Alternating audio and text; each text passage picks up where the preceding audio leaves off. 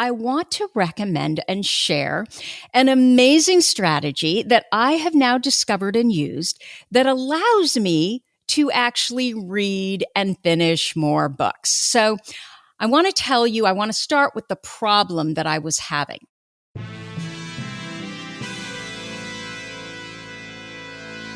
Thomas Edison, Richard Branson, John F. Kennedy, Mozart, Michael Jordan, Will Smith.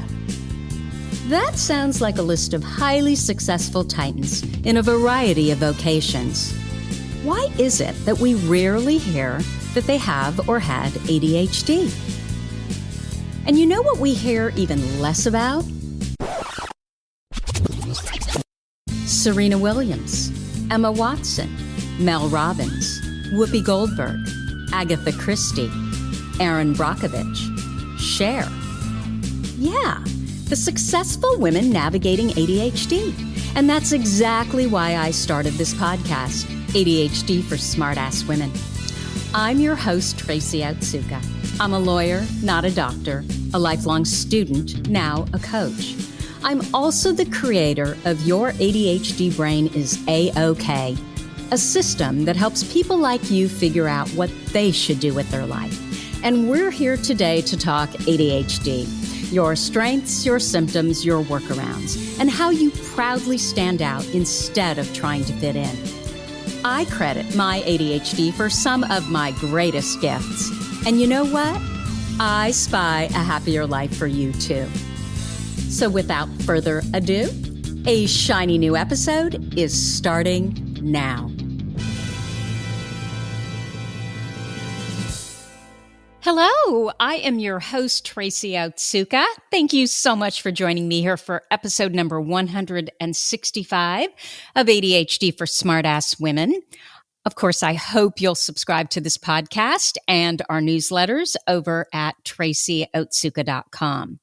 My purpose is always to show you who you are and then inspire you to be it. In the thousands of ADHD women that I have had the privilege of meeting, I've never met a one that wasn't truly brilliant at something.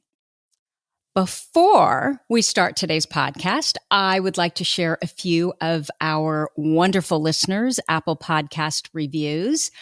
I wish there was a place you could go besides Apple. I do not believe that Android has an option to review the podcast, and I don't think Spotify does either. But if I'm wrong, I'm sure you'll let me know. So I really want to acknowledge those of you who have taken the time to write your reviews. I know none of us ever have enough time, do we? So I just really appreciate you and your reviews immensely. They really do help spread the word so that we can reach even more women with ADHD. So let me start with Kika La Fiera. I hope I'm not massacring that, from the United Kingdom. And it's titled Thanks. I only want to say thank you, Tracy. This podcast helps me fight my feelings of inadequacy and embrace who I am. Well, Kika La Fiera, I just appreciate any time anyone lets me know that my work is making a difference in their life. So thank you so much for sharing that. Then I have one from Tortuga76. This one is from the US, and it's titled Changed My Life. I'm not yet officially diagnosed with ADHD, but feel even more confident after listening to this podcast that I have it. And I've learned so much and don't feel alone in my neurodiversity anymore. Thank you. Well, that is absolutely my mission, right? That I get you to understand that your brain is not defective. It's not flawed. It's just different.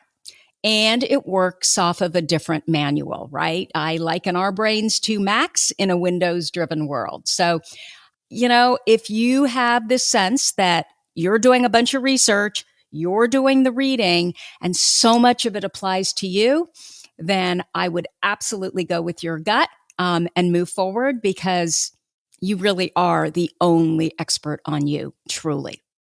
Okay, and then I'm going to read one more. I'm just going down the list here. And it is from Hannah Rush in the United States, and she captions it Pure Gold.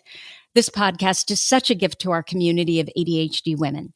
Tracy does a fantastic job of explaining everything we struggle with daily and reframes the story using your characteristics as strengths. Her personality and humor make the content that much more enjoyable. Who wants to fit in when we were born to stand out? I can't recommend this enough. She gives me a gold heart, and 5 gold stars. Thank you, Tracy, a million times over for all that you do. Well, you're very welcome. I feel like this is my life's work now, right? And the sooner that we can get a human to understand that it is not a defective brain that they own, but just a different brain, I think we dissipate the shame and we can alleviate a lot of the trauma. And so the chances that that human is going to be very successful are that much greater. And I'm not just talking about successful in life as far as occupation and money and career and all that. I'm talking about successful just in who you are as a human being, right? Being happy. Because ultimately, my kids can go off to do amazing things that generate, tons of notoriety and lots of income, and they never have to worry about those things a day. But who cares if they're miserable and they're unhappy? The priority, as far as I'm concerned, should always be how happy are we, right? We start with that as a baseline. And once we're happy, then we can work on some of the other things that we might want to work on, right? Whatever our interests are, because that's how our brains work. Okay, so today I'm going to do something a little different. I want to recommend and share an amazing strategy that I have now discovered and used that allows me to actually read and finish more books. So I want to start with the problem that I was having. Okay. So the problem was this: like you, I am a lifelong learner. I have my areas of extreme interest, and short of sharing with others and learning from them and building community, my next favorite way to learn is to read. But this is my problem.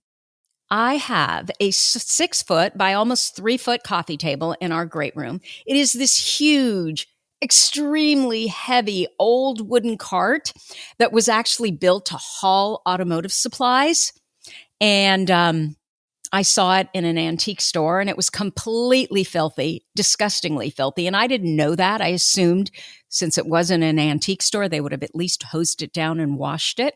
But as I said, it was an old wooden cart, and it has these wheels, and I don't even know what you would call it, but something in the center that turns those wheels that was literally dripping oil and covered in dust and filth. So I never actually took it out and was able to hose it down, because the problem is that it's so heavy. And so once it was in our great room, we couldn't really move it. I don't know what the deal is with heavy coffee tables. I know the one before that, a couple before that, the first one I bought was marble, and it was just this giant marble slab, and we never wanted to move that thing either. So now I feel like I'm stuck with this thing for life because I can't seem to get it out of my house. But anyway, this coffee table, it's now a coffee table, is so full of books, so many books. And the deal is I really love books, right? But if you've been following this podcast for a while, you know that as much as I love books, one of my problems is I read a couple of chapters and then I just don't finish them. I mean to, but I don't. And it wasn't cutting it anymore, that I can just read what interests me and then move on. I'm reading so many books all at the same time. And so I'm not grasping the information in them in the way that I could if I wasn't all over the place reading so many books all at the same time. But frankly, this is what happens to me. And I know it's because of my ADHD, right? I learn about a book from, I'm reading an article, or I hear someone speaking about it, or a friend tells me. And so there's this new book and I'm really interested in reading it. I don't have the time to read it right then and there, but I buy it because I'm so afraid that I'm going to forget about it, because out of sight, out of mind, right? That's how our brains work. So I go and I buy the book. Once the book arrives, it's in my hand, I go to the bookstore, I buy it. I'm interested in it, right? So I start reading it, but I haven't finished with all the other books that I've started. So I'm just adding it to my pile until another book arrives and I want to read that one too. So you can imagine this has become a huge mess. I just have books stacked up everywhere. I also noticed that another thought that I had about all this was when I travel, I notice what I do is I bring several books with me because I never know what am I going to actually feel like reading. And so I'm lugging all these books around, but I'm lucky if I even open up one during the trip at times, right? They're heavy, they create clutter, and sometimes I wasn't even reading them. Like maybe I'd pick up one book and I'd read it for a short period of time. I would also feel like I needed to have a physical book, right? I wanted the physical books because what I do is I highlight while I'm reading, like I learned to do in school. So I was afraid that if I didn't highlight the passages, I would forget them, which means I wouldn't absorb as much. But then when I really thought about it, I realized that although I highlight passages throughout all the books that I read, the only time I actually would ever go back and open the book and even read the passages that I highlighted was if, and only if, I was writing a paper or trying to put together notes for a podcast. So I started to question, did I really need all of these physical books that were cluttering up not only my coffee table and my life, but also my brain? And that brought me to my next realization, which was that even in those instances where I had read an entire book and read it from cover to cover, a couple weeks later, I couldn't even remember what I read. So I realized that I wasn't integrating the book into my life in any way, which means that I had all this new knowledge, but nothing changed because I wasn't even taking action on it. And since I wasn't taking action on it, in a couple weeks, I couldn't even remember what I read, like what I wanted to change. And I started to ask myself, what's the point of reading if I don't build action around what I'm reading, what I'm learning? And so I started to think about this fact that I loved books around me because I was taught, right, that if you have books around you, that makes you smart. So I felt more successful, sort of, but not really. What I was actually feeling was a lot of negative emotion because, again, there were books everywhere, which was so overwhelming. And I felt bad about buying more books, which, I understand why I felt bad about it, right? It made little sense because I was already trying to get through 4 or 5 books. And every time I would see all of these books that I hadn't finished, and some of them that I hadn't even started, it made me feel like I was out of control, right? I was all over the place. And honestly, it kind of made me feel like a fraud. Look, I totally get, and I've said this a million times, that we have to do things our way. We have to figure out what works for us. And for a while, I was okay with reading how I wanted to read, right? What I found is that I could just start a book wherever I wanted to start in whatever chapter I wanted to start in. And then I could continue on reading whatever else I wanted to read in that book. And honestly, my thought was, hey, at least I'm reading. And in truth, I was reading all the time. And for the most part, that's still my approach. But I was also asking myself if there's a way that I could remove some of the resistance to reading so I'd be more likely to read more than a few chapters and, again, better integrate what I was learning into my life. So then everything would make more sense, right? Which means I'd do more of it. I'd read more. I'd feel better about how I was reading. So this was the catalyst to actually get me to thinking about this and doing something about it. So, of course, it was my son again. So my son, Marcus, you'll recall, he's ADHD and also dyslexic. Or if it makes you feel better, he has ADHD and he also has dyslexia. I don't know. I'm not ashamed of saying, this is who I am. So I say it both ways. And some of you I know have told me you don't like that, but it is what it is, right? So anyway, my son follows a young Cambridge doctor and influencer. His name is Ali Abdal. He's on YouTube. And I guess what Ollie talks about is how to be happier, healthier, study better, be more productive. And so that's why my son follows him, because he's always trying to figure out ways to be more productive, to study better. And so I guess Ollie had a video about the Kindle. And he said that it was completely life-changing for him and how he learned. I think he said it was in his top 3 life hacks ever for all time. And so my son watched the video, got a lot out of it, and was like, I'm going to try the Kindle.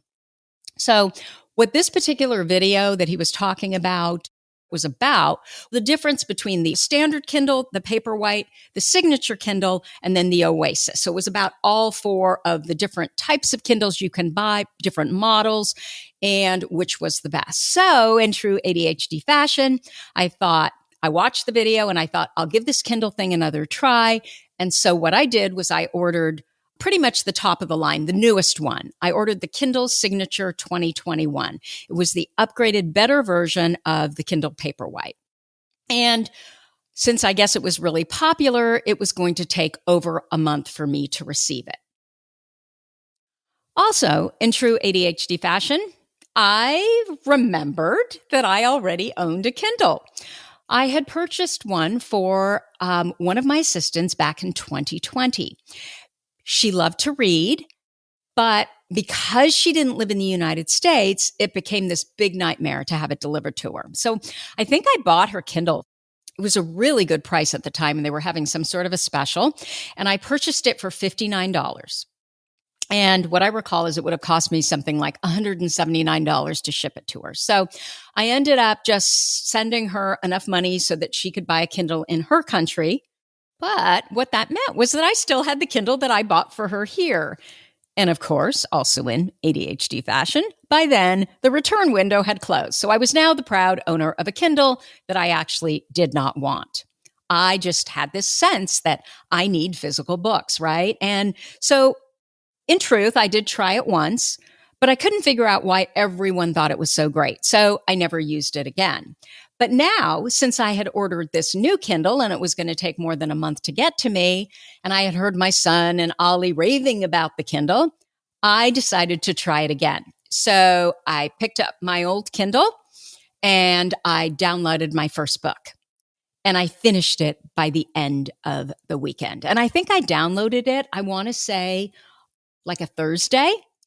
And I finished it by the end of the weekend. And I was floored and totally hooked. So I downloaded my second book. And I finished it by the middle of the next week.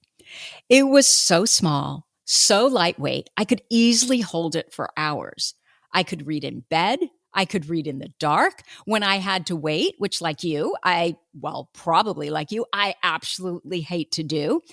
I could read when I was waiting. So instead of defaulting to my phone and Twitter and all of that garbage that gets us nowhere and frankly just usually upsets me, I could wait in line for anything while I was now reading. I stopped wanting to turn the television on at night to relax. All I wanted to do is I just wanted to read. And this is the deal. What the Kindle does is it removed all the resistance. It made me feel so much more successful when I'm reading.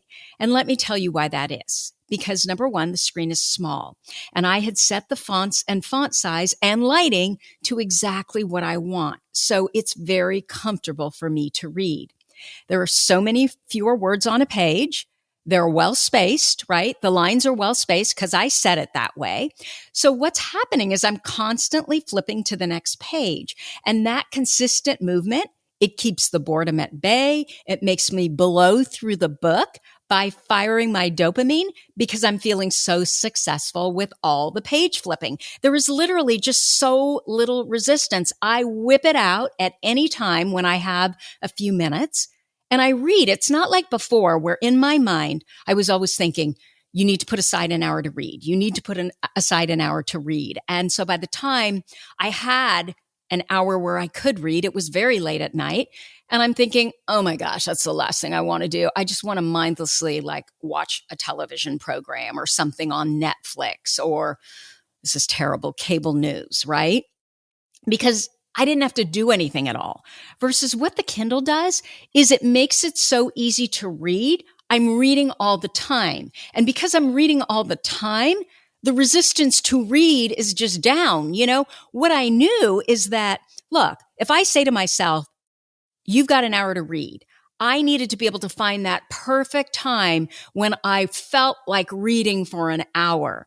Versus now that I read all the time, even for a few minutes, I realize that it sucks me into the reading. So I don't have in my brain this thought that you need to set aside an hour. No, you just need to set aside a few minutes where you can't be doing anything anyway because you're stuck, like standing in line, right? Or waiting for something. Or in the car, like when my husband drives, I'm always on my Kindle now. So because the resistance is so low, it also translates to late at night when I've got some time that I'm so sucked into what it is that I'm reading and I feel so successful. I know the reward, the dopamine reward is going to be greater when I pick up my Kindle than when I pick up my phone and I'm scrolling garbage or when I'm, watching a Netflix show. So it means that I do it. At the bottom left of the Kindle, I've also set it so it shows me how many minutes are left in the chapter that I'm reading.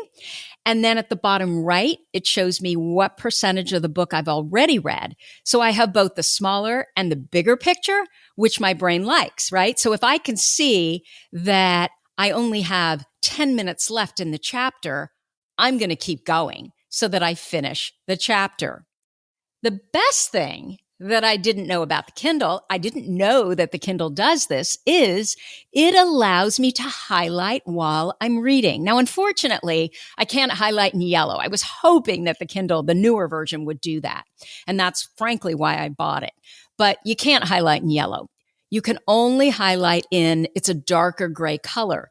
But what you can also do is you can make notes while you're reading on your Kindle. So you highlight a section that pertains to the note, and then you can write out a little note of what you want to say or remind yourself about that specific section.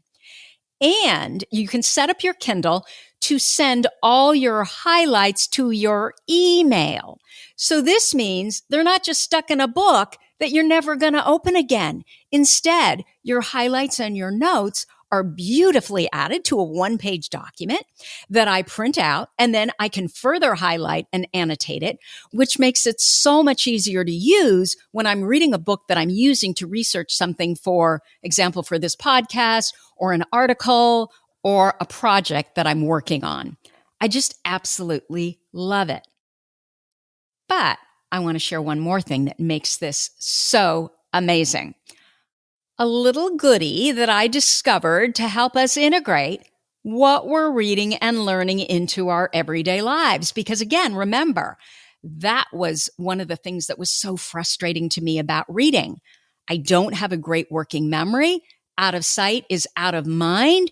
And so if I don't immediately integrate whatever thought I have around what I'm reading, it's just never going to happen. So this is what I discovered. Readwise. It's an app. I think it's readwise.io. It'll be in the show notes if I got that right, but I'm sure you can just Google it as well. So I had discovered Readwise. It's R-E-A-D, Readwise, W-I-S-E. I had discovered it a while back to help me highlight ideas from podcasts that I wanted to remember. So when you were listening to the podcast, you could click a button on, it was actually an app called Air, A-I-R-R. I could click a button on Air, and that was supposed to take whatever was being said right then and there and send it to Readwise. But the app, when they finally get it all together, it'll be amazing. But there were a lot of problems with it. So in truth, I don't really use Air anymore. But I still use Readwise. Or I should say, I discovered Readwise for the Kindle. So now I use Readwise again. So you can connect Readwise to your Kindle. And what it does is it takes all your highlights from your Kindle and it uploads them to Readwise, and then it allows you to configure your own Readwise reviews, which it emails to you. So you can set it up so it'll send you 5 highlights every morning at 8 a.m. or 10 highlights at 8 a.m. and 5 highlights at 5 p.m. or any time of the day that you want, as many highlights as you want. And this, I think, is so helpful to my brain, our ADHD brains, that make random connections when we receive new information, or maybe the same information, but at a later time when we've had an opportunity to digest it the first time. And so, we're able to take these ideas and we're able to put them together in these novel ways. It also helps us to remember the most important ideas that we learned and didn't want to forget, right? Because again, I'm seeing the information again. Remember, our brains, they're meant to think. They are not meant to remember.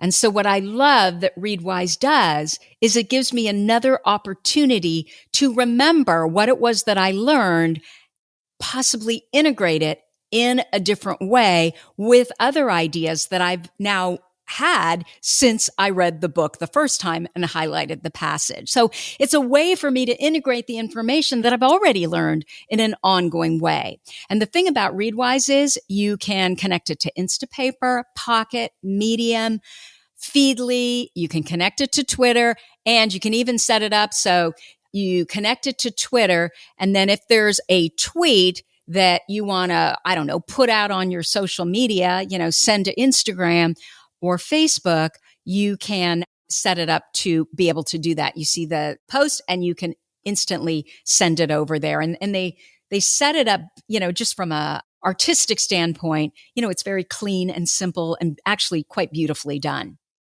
So this connection with ReadWise and Kindle has really made a difference in what happens to the information that I am learning. It stays active in my brain for a lot longer. So let's say you're listening to what I'm saying and you're thinking, I'd really like to try this, but what should I buy? Which Kindle should I buy? Well, as far as I'm concerned, there really are 2 options. There is, I'll briefly go through the other ones, but there's the standard Kindle, and this is the one that I already have. I think mine's a 2019 10th generation, which I just went and looked, and you can buy it now for around $89. But as I said, they do go on sale. The one I bought was $59. So there's the standard Kindle, and there's the Paperwhite, the regular one, and then the Paperwhite 2021 signature one, which is the one that just came out at the end of last year. And of course, that's the one that I bought. Now, there's also, as I said, a lower price Paperwhite. And the difference is that with the Paperwhite, the lower price Paperwhite and the signature Paperwhite is with the signature Paperwhite, you can wirelessly charge. The regular Paperwhite, you cannot. There's also an Oasis, which is an older model. It's even more expensive than the Paperwhite signature. And now that they have the signature, which has better upgrades, I don't know why you'd buy the Oasis. So last week, my Paperwhite signature Kindle finally came. Remember, it's the upgraded version.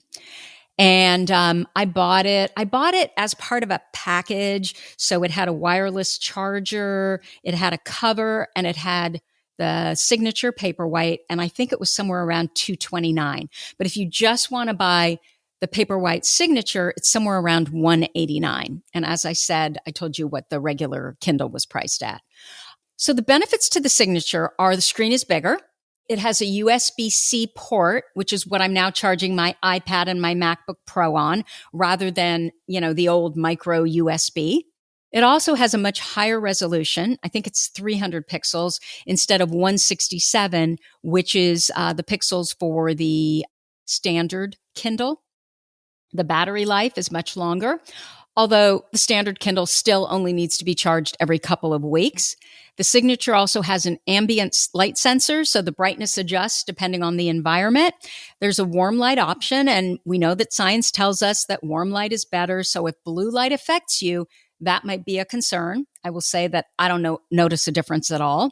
The signature is also a bit less laggy, although I'll tell you that this e-ink technology, I just think it's a lot slower. It's not nearly as quick as the iPad, regardless of which one you buy. But maybe that's good. Maybe that's less distracting, right? I don't have the desire to dart over and start buying more books on my Kindle, right? I don't do that because it's a pain. I would much prefer to just get on my back MacBook and order a book on Amazon and do it that way. So, based on what I've just told you about the difference between the two, the standard, which is what I have, and the Kindle Paperwhite signature, which is the one that I bought, you would probably think that I would recommend the Kindle Paperwhite signature, right? No, you would be wrong. I hated it, and I promptly packed it up and I sent it to my son.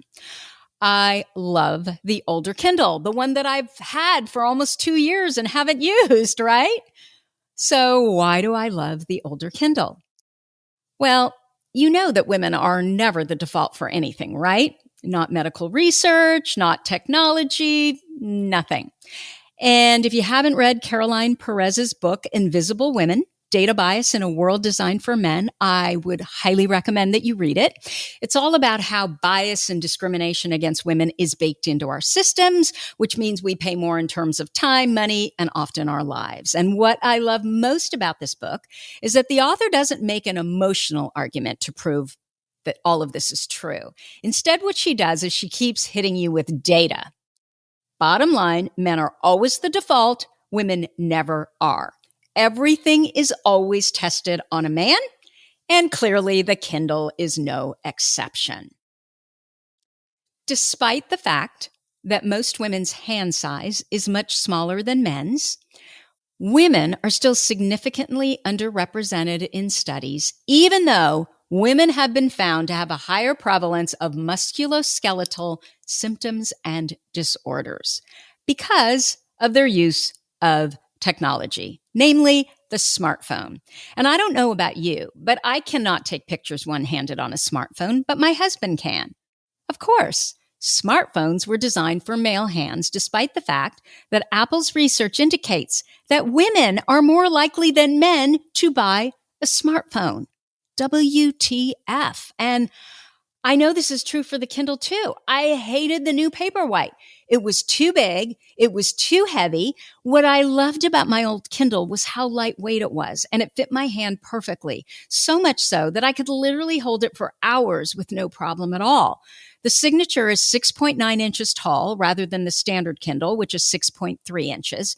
It's also 4.9 inches wide, which I think is what bothered me the most, rather than 4.5 inches. It's not that much bigger, but it makes a huge difference for a woman when you're holding it for a good while. The signature is also 7.3 ounces versus 6.1 ounces, which doesn't sound like a lot, but I'm telling you it is. My hand got tired very quickly.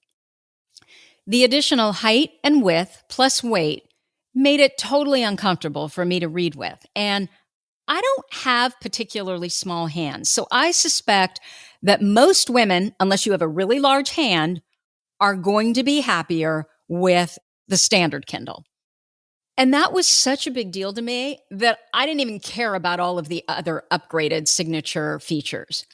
Look, I could tell the difference in resolution when I had both of them, side by side, but it didn't bother me nearly as much as how clunky the Paperwhite felt in my hand. I also forgot to mention that the storage for the signature is 32 gigabytes versus 8 gigabytes for the standard Kindle. But 8 gigabytes is literally thousands of books. So the only way the storage might be a problem for you is if you're going to listen to your audiobooks on your Kindle, which apparently you can do. I don't do that. I listen to audiobooks when I listen to audiobooks on my phone. So, and the deal is I haven't really been listening to audiobooks since I bought this Kindle. So now what I do is I read on a Kindle. I still don't make myself read chapters in order if I don't want to. And that's easy for me to do because I read almost exclusively nonfiction. So I can usually totally read out of order and it really isn't that big of a deal. I also still buy the book if it's a really important book on a topic that I'm researching. So I guess that's part of the ADHD tax, right? I don't know if you've heard people use the term ADHD tax, but what they're referring to is the price that we pay due to symptoms of ADHD. So the price that like neurotypicals would not pay, the cost of medication, the costs if you struggle in school and ultimately where you end up. And so what kind of careers, will you be qualified to have? And the ADHD tax here of not only buying the book for the Kindle, but also buying the physical book. But there's just something about when a book is really important to me, it just gives me more security to have it around. And I still tab it, I still highlight it, but I kind of do it in consort with my Kindle at times. Sometimes I don't. And I'm finding that I'm doing it less and less as I'm getting more integrated into the Kindle because I'm trusting the highlights and the notes that I'm making, and I'm discovering that it's actually working. Now, there's one other thing that I've been doing too when I finish a book. Again, I was so concerned about I'm reading all this stuff, but how, again, do I integrate it into my life? So this is one of the ways that I'm starting to do that. I've been creating a one-page summary of the 3 things that I want to remember about a book. And I do this after I finish a book. And what I include in there are the things that I learned that I want to make sure that I don't forget. And so my plan is to start building a binder of all the books that I've read with my one-page summaries, my 3 takeaways from each book. Then what I can do is go back and refer to them when I feel like I need to. One final word I want to say. If you're going to try this, if this sounds like something that might work for you, start with a really fun book that you're actually excited about reading and begin on a weekend day where you don't have much going on and you can literally, devote an hour or 2 to just reading because I want you to get yourself into the book, right? I want to make sure that you are successful. And so one of the ways to do that, of course, is to reduce the resistance. And so my thought is if you're super interested, we already know, that's half the battle for our brains, right? And so if I can just get you to spend enough time to get into the book on the Kindle, learn how the Kindle works, I think you'll be sold just like I was. One other thing, if you try this, do me a favor and report back and let me know how it's worked for you. I also would love to know if you've discovered, apps that work with it or something that I didn't talk about that I probably don't know. I'd love if you would share it with me so that I can share it with everyone else. I have just found this standard Kindle to be such a game changer. I am shocked at the lack of resistance I now feel towards reading. I've been reading every spare moment I can read. I also find I feel more organized. My brain feels more organized. I took all those books. Well, I didn't take them all, but I took many of those books off of my coffee table or automotive table. And my brain just feels less cluttered, and so does my automotive table, coffee table. I bring my little Kindle everywhere that I bring my phone now. And again, instead of wasting time scrolling and frankly fighting with people on Twitter, yeah, sorry, politics, don't hate me. I'm actually learning more. And what I'm finding is this is spiking my dopamine. And because I feel successful, I want to do more of it. And you know how that happens to our brains, right? How that happens to us and how that literally converts into action. We just have to remove as much resistance as we can and then pair it, of course, with interest. And then we are off to the races. So anyway, that's what I have for you for this week. I hope it helps. If you like this episode, please let us know by leaving a review. Our goal is to change the conversation around ADHD, helping as many women as we possibly can learn how their ADHD brains work so that they too may discover their amazing strengths. And your reviews, you know this, they really help in that regard. As always, you're listening to ADHD for Smartass Women. Come join me over at tracyotsuka.com. Thank you so much for listening, and I will see you here next week. Oh, you know what I should also mention? We have chosen a new date for our 5 days to fall in love with your ADHD brain. We're going to be doing it starting Monday, March 21st. You can find out, it's free, and you can find out more information about it at tracyotsuka.com/I love my brain. Okay, have a great week, and I'll see you here next week. You've been listening to the ADHD for Smartass Women podcast. I'm your host, Tracy Otsuka, and we're available on iTunes, Stitcher, Spotify, and Google Podcasts. Not coincidentally, ADHD for Smartass Women, it's also the name of our free Facebook group. We're a totally smartass community of successful, ambitious women who share our ADHD wins, questions, and workarounds. Join us at tracyotsuka.com, where you can also find more information on our Your ADHD Brain is A-OK system. I spy a happier life for us, and I'll see you again next week.